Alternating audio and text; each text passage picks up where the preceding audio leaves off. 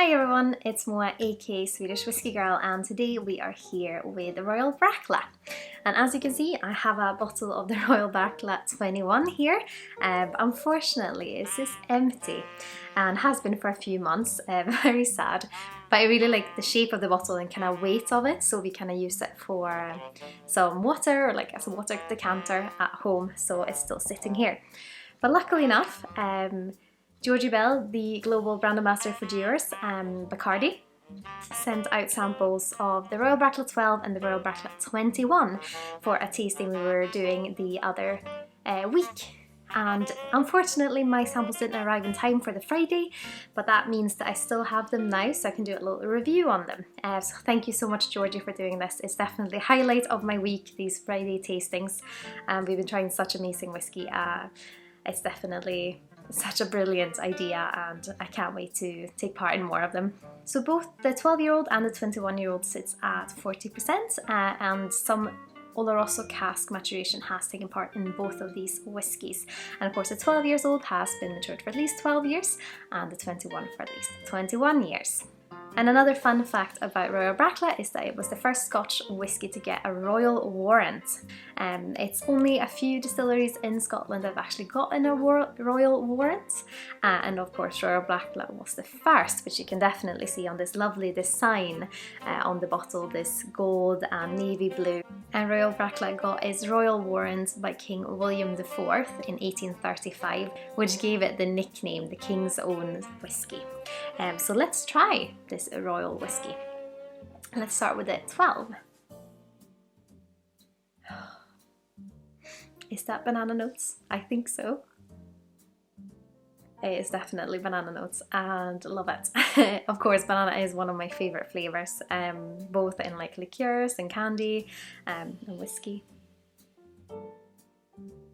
Yeah, definitely foam bananas, second artificial banana notes that you can find in banana liqueurs or foam bananas. Oh, lovely. So that banana fruitiness, banana sweetness is quite tropical.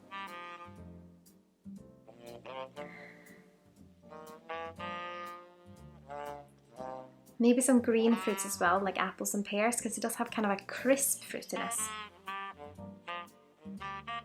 Can't wait to try this.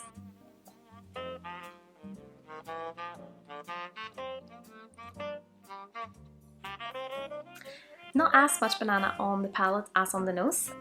It does have this kind of lovely maltiness on the tongue.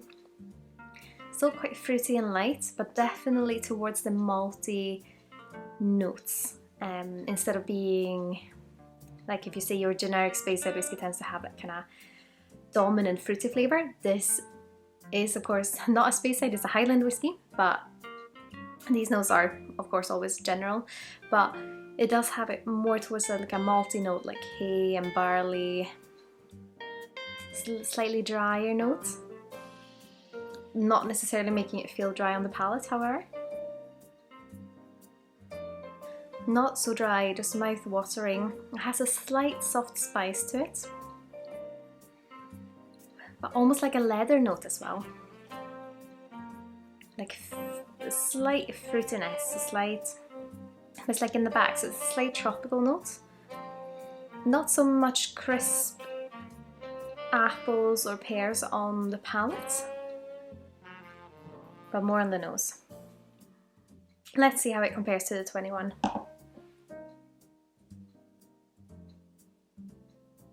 You definitely get the feeling of a kind of a deeper aroma on this one.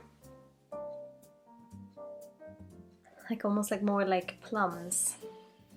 Slightly more perfume, so slightly more like floral, maybe like rose. And a bit more citrus, so it has like a scent of lemon as well. Slangeva.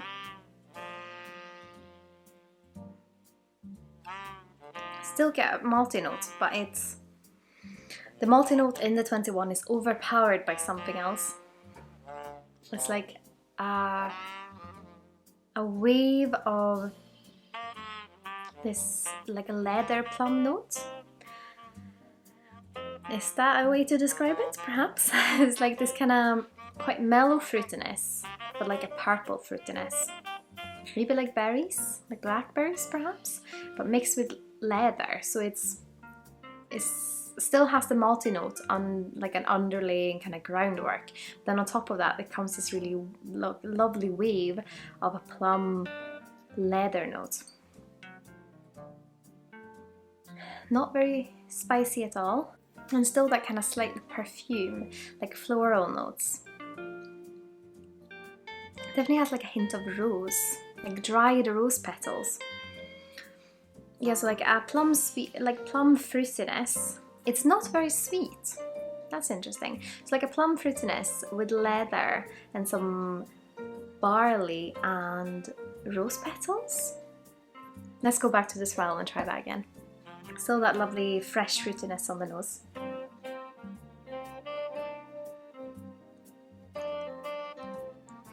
Quite the malty palate, but with that underlying fruitiness. Definitely more fresh fruitiness on the 12. And back to the 21. Definitely those kind of deeper notes.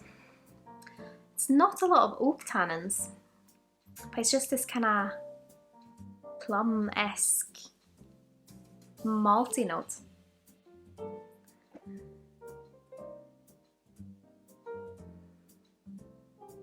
Yeah, so the 12 smells more like acetone, like estery alcohols.